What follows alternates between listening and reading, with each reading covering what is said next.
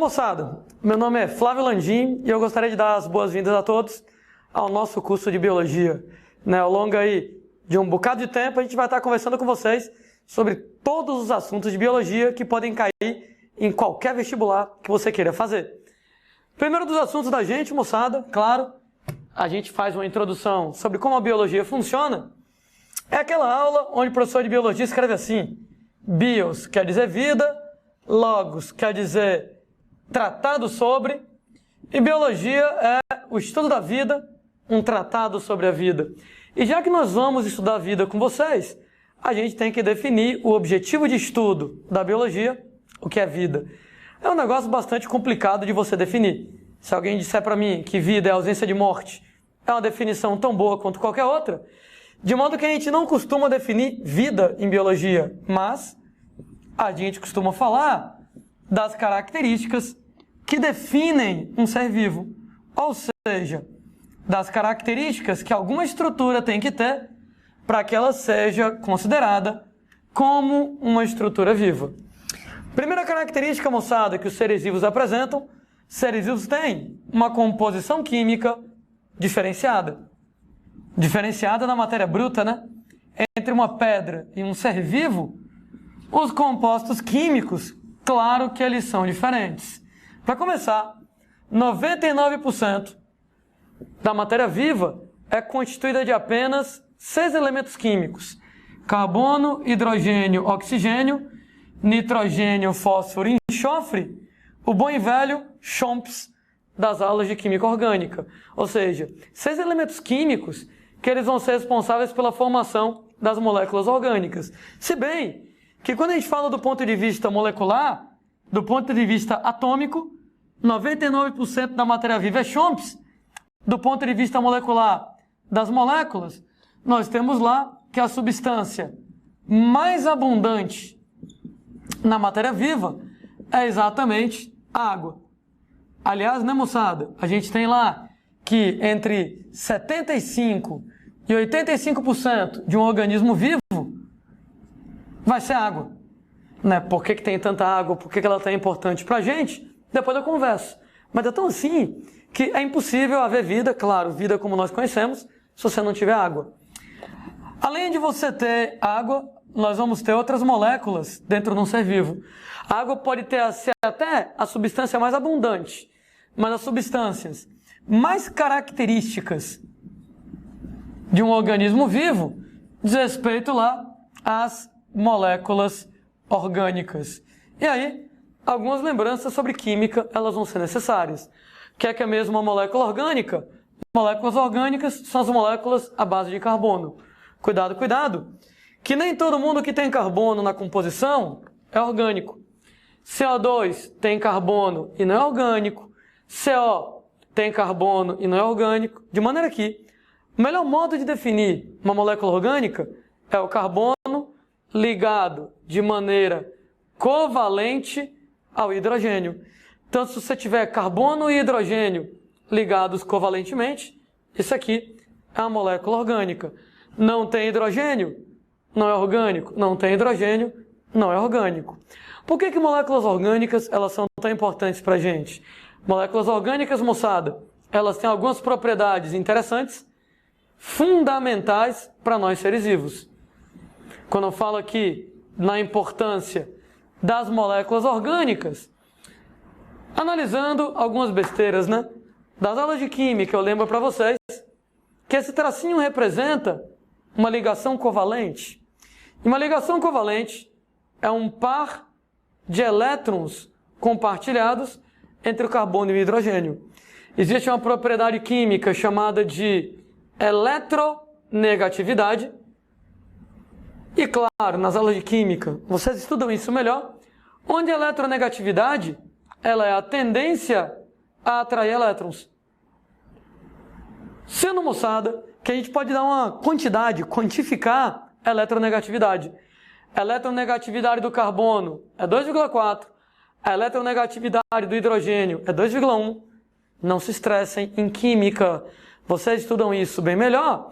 Sendo que, como a eletronegatividade do carbono e do hidrogênio é muito parecida, eu diria que ninguém rouba elétron de ninguém.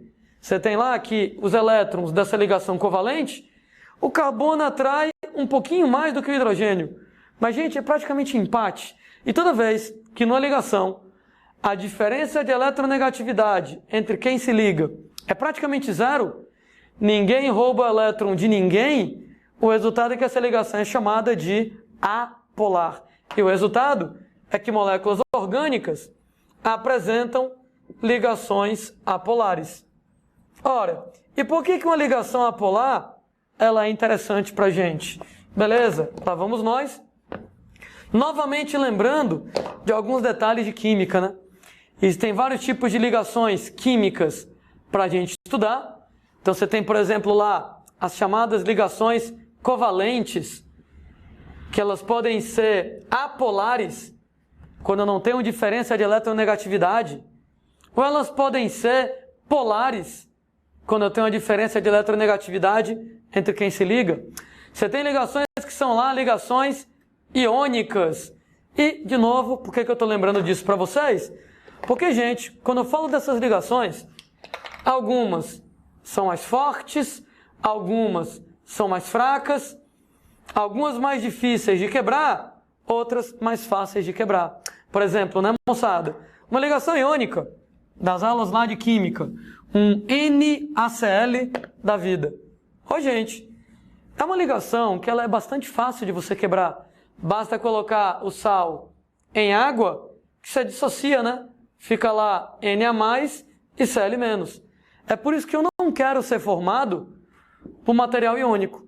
Gente, se o seu corpo fosse formado por material iônico, bastaria eu colocar você na água que você iria dissolver na brincadeira. Não faz o menor sentido. Você tem lá que são ligações fáceis de quebrar. Entretanto, nós somos formados por moléculas orgânicas, onde nós temos o predomínio de ligações covalentes apolares, ligações fortes, ligações difíceis de quebrar. E por isso que moléculas orgânicas são interessantes. Parte 1, apresentam ligações apolares. Essas ligações apolares, elas são super difíceis de quebrar. E o fato de elas serem difíceis de quebrar faz com que as moléculas orgânicas apresentem grande estabilidade. Ou seja, elas não mudam com facilidade. E por que eu acho isso aqui muito interessante pra gente? Você é lindo, fofo e maravilhoso do jeito que você está aí. Você é perfeito. E ninguém mexe em time que está ganhando. Então eu quero que você acorde todo dia com essa sua mesma carinha linda aí. Ainda bem que nós somos formados de moléculas orgânicas com ligações apolares, difíceis de quebrar, ligações que são fortes e com isso ligações estáveis. Ora, você não muda com facilidade. Eu vou pegar meu dedo e vou puxar meu dedo e eu não consigo arrancar meu dedo, porque o dedo é feito basicamente de proteína, que é uma molécula orgânica, que tem ligações fortes, difíceis de quebrar. Se eu fosse formado por moléculas com ligações fracas, eu ia puxar meu dedo e ia arrancar. E eu não quero que isso aconteça. Daí, vantagem número 1 das moléculas orgânicas. Moléculas orgânicas, elas são difíceis de quebrar, porque elas têm ligações covalentes apolares que são fortes. E com isso, nós, seres vivos, somos estáveis. A gente tem dificuldade de mudar. Segunda coisa interessante em relação às moléculas orgânicas. Moléculas orgânicas apresentam um carbono e o carbono é tetravalente. Quando eu falo para vocês, moçada, que o carbono é tetravalente, eu lembro para vocês que cada átomo de carbono pode se ligar a 4 outros átomos diferentes, né?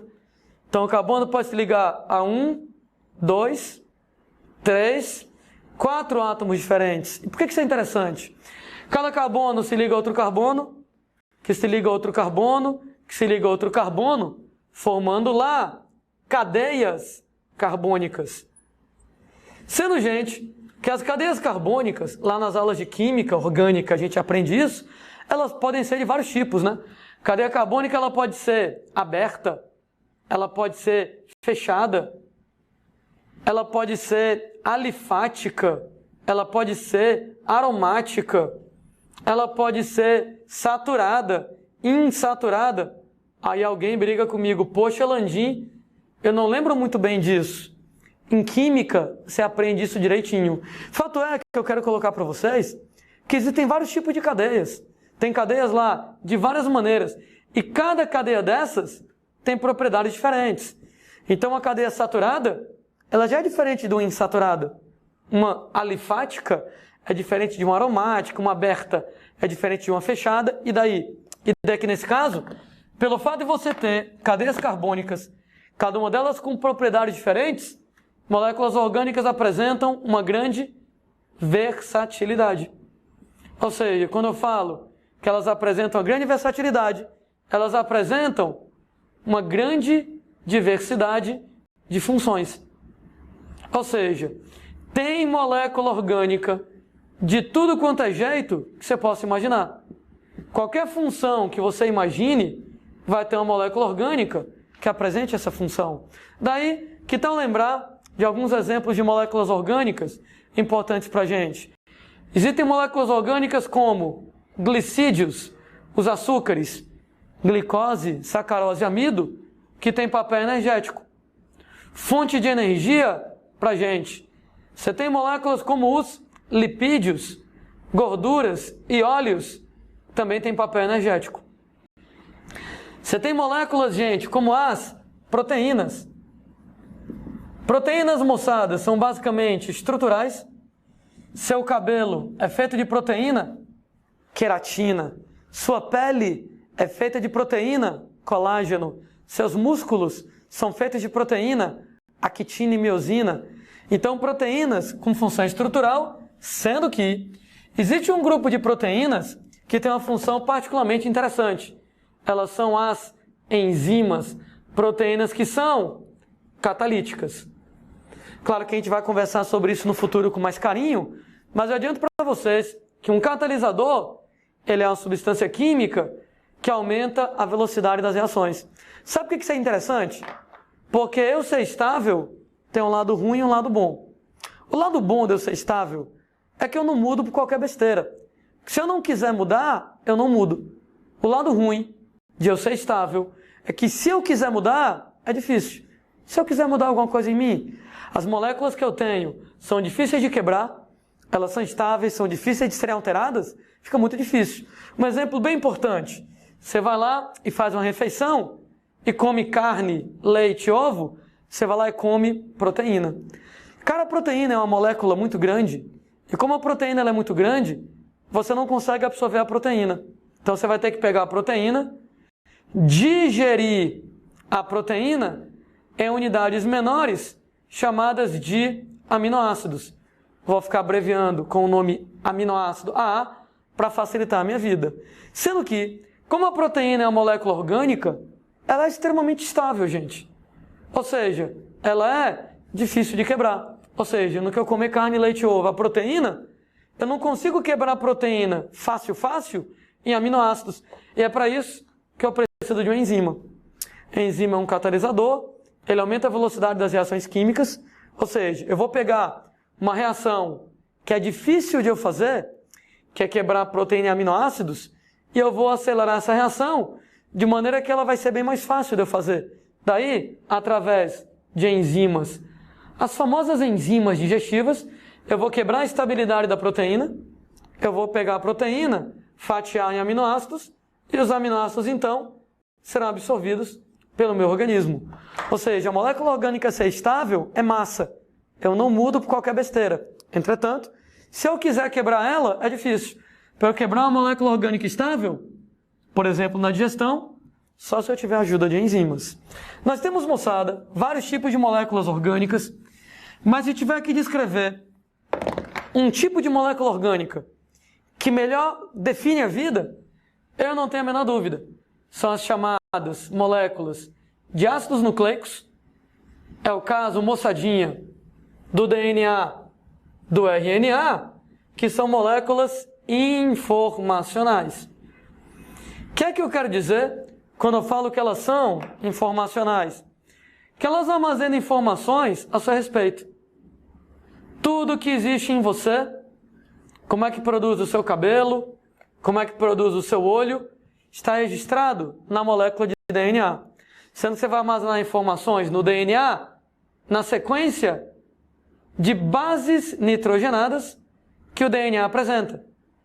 Então, o DNA apresenta uma sequência de bases nitrogenadas: adenina, citosina, guanina, timina, e essa sequência de bases nitrogenadas armazena as informações a seu respeito.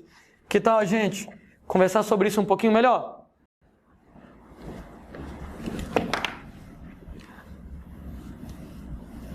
Existe uma comparação muito tradicional que a gente coloca lá nos livros, nas questões.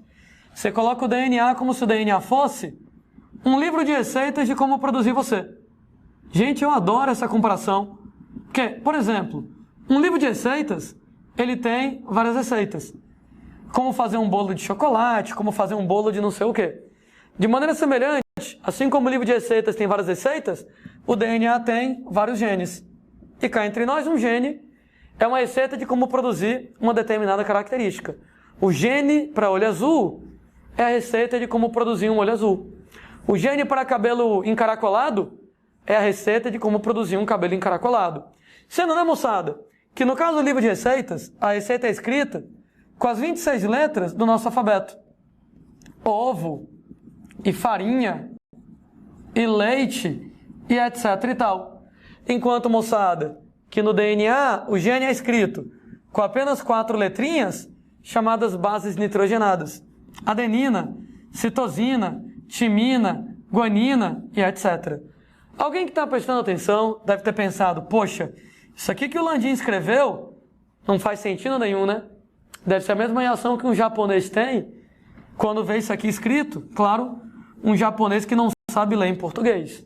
Para você, isso aqui faz sentido porque você é fluente num código, numa linguagem chamada de português.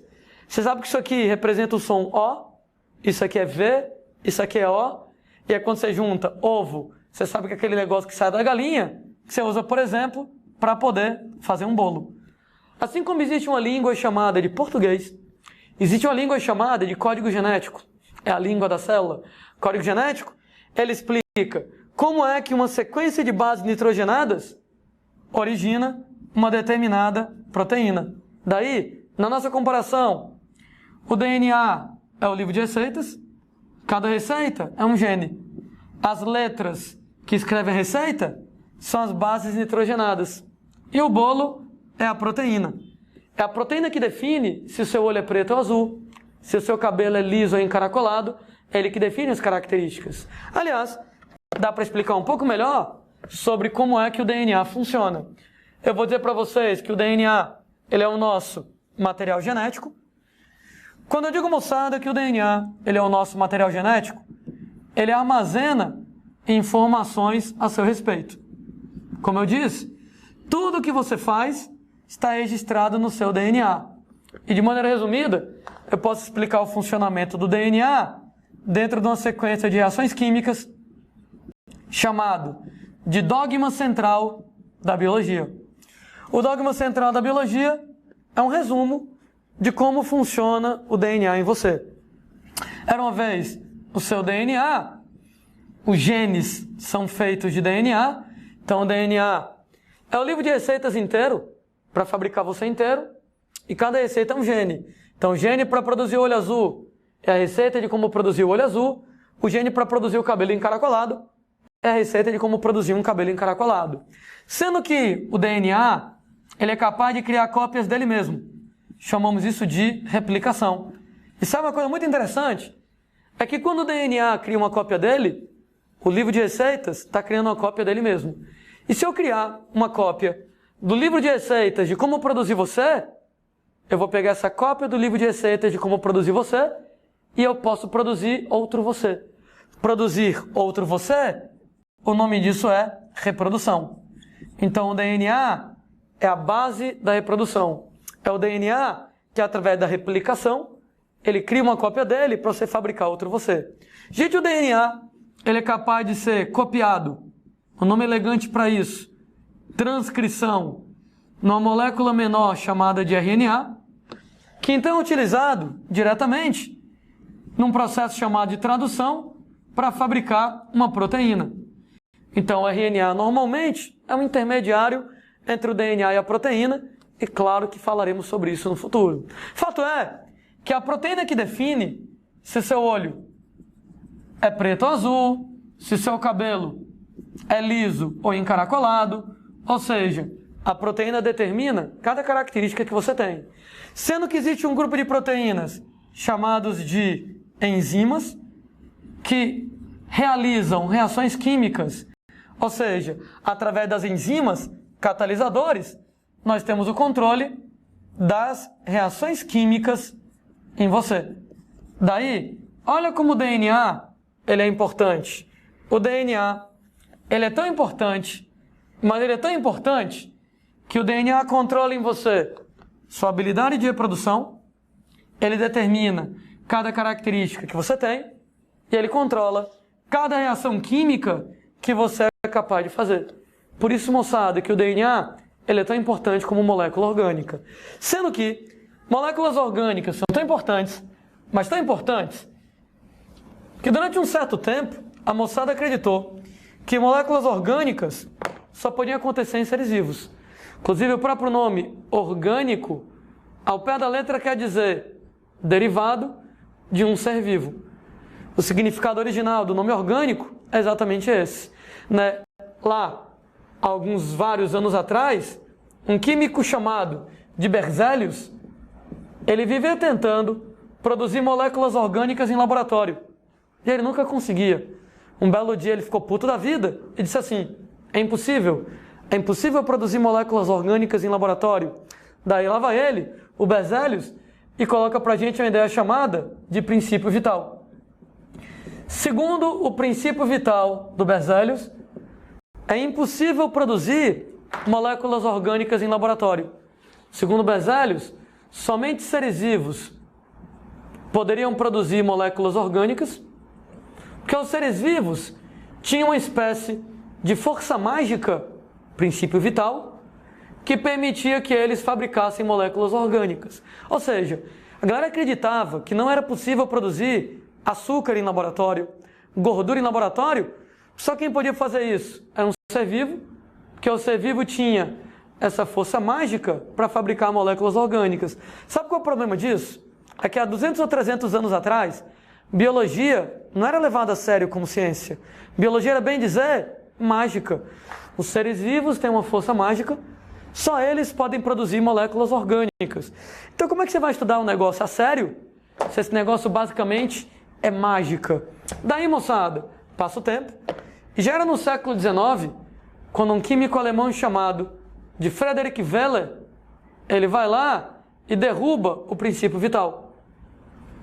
Ele faz uma experiência clássica, um clássico das aulas de química orgânica, onde ele vai lá, pega um composto inorgânico chamado de cianato de amônio, então cianato de amônio inorgânico, em laboratório ele aquece e obtém ureia, sendo que a ureia é a primeira molécula orgânica da história a ser produzida em laboratório.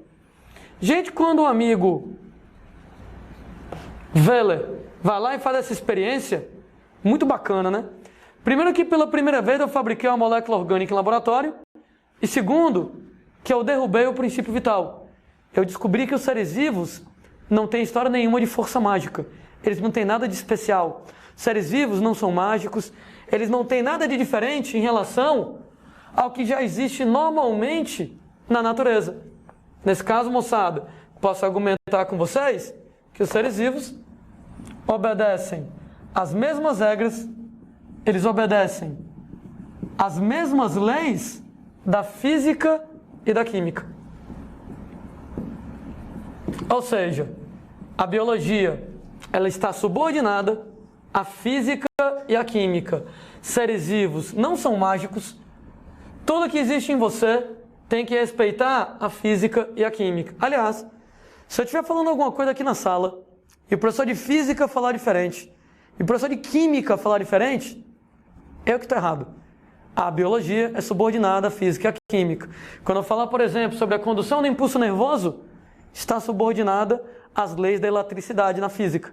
Quando fala de bioquímica, está subordinada a todas as regras que você estuda em química orgânica e em química inorgânica. O interessante é que a partir do momento que eu vou lá e fabrico uma molécula orgânica em um laboratório, ela faz só a primeira, né? Hoje em dia, todas as moléculas orgânicas podem ser produzidas em laboratório. Açúcar, gordura, proteína, DNA inclusive. No que alguém briga comigo, pô, Landim, se eu consigo fabricar tudo isso em laboratório, será que é possível pegar açúcar, proteína, gordura, uma pitadinha de DNA e fazer um organismo vivo em laboratório? Nunca ninguém conseguiu fazer isso e eu acho que nunca ninguém vai conseguir fazer. Porque, segundo a característica que os seres vivos têm, eles são complexos pra caramba. Gente, seres vivos são tão complicados, mas tão complicados, que é impossível você produzir vida em laboratório, né? Seres vivos podem ser estudados em vários pontos de vista. Átomos, moléculas, organelas, células. Daí, né? Você está fazendo a questão de vestibular e o cara pergunta assim, né? É mais correto dizer que um ser vivo é formado de letra A, átomos, letra B, moléculas, letra C, organelas, letra D, células. Ou letra E, todas as anteriores. Letra E, né? Todas as anteriores. É questão de ponto de vista. Em você, átomos como carbono, hidrogênio, oxigênio, nitrogênio, fósforo e enxofre se organizam em moléculas, né? Como, por exemplo, lá, água, glicose, C6H12O6, e proteínas, e lipídios, e DNA, que se organizam para formar organelas, né, moçada? Organelas, ribossomos, membrana, mitocôndria, e etc e tal.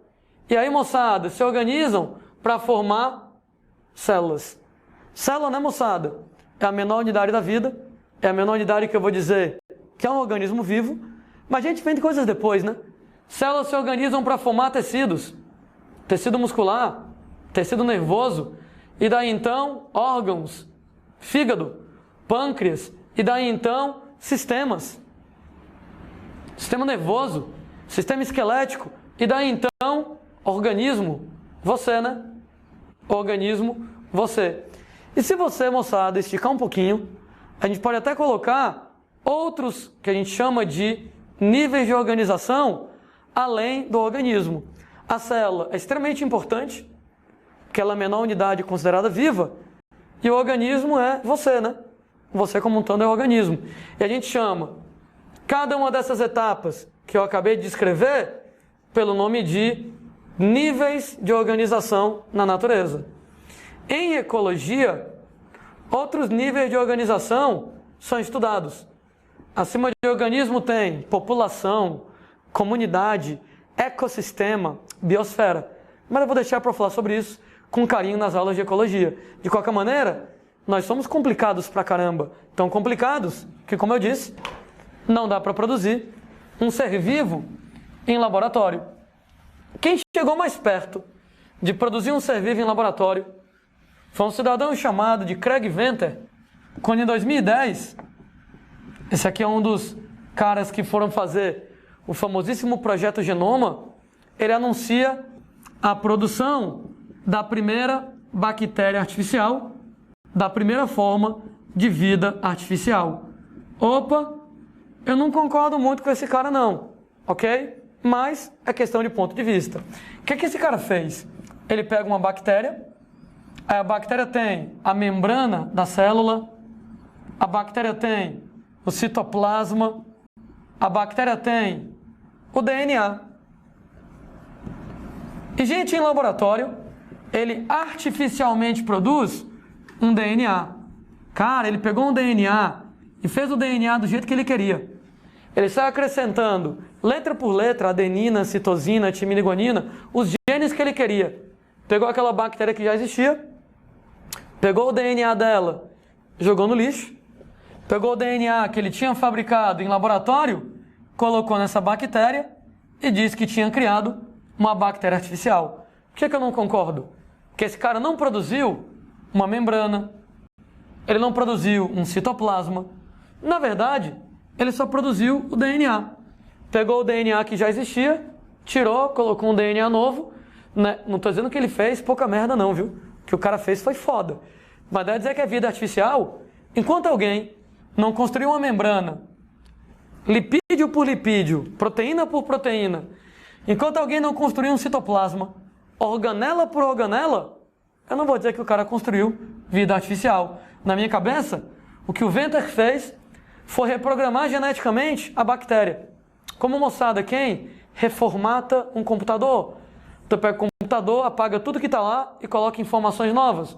Eu peguei a bactéria, tirei tudo que tinha lá de DNA e coloquei informações novas como eu queria. Volto a dizer, muito legal o que ele fez. Mas daí, a fabricar a vida artificial, eu não concordo. Como, aliás, vários colegas professores de biologia e biólogos não concordam com essa brincadeira. Não apenas, moçada, nós somos complexos, como a gente produz a nossa própria complexidade. Seres vivos são dotados de uma propriedade chamada de autopoiese. Esse nome aqui, gente, é um nome relativamente novo. Tem uma autopoiese diz respeito lá à capacidade de se produzir. A capacidade de produzir cada estrutura do organismo a partir das suas próprias informações genéticas.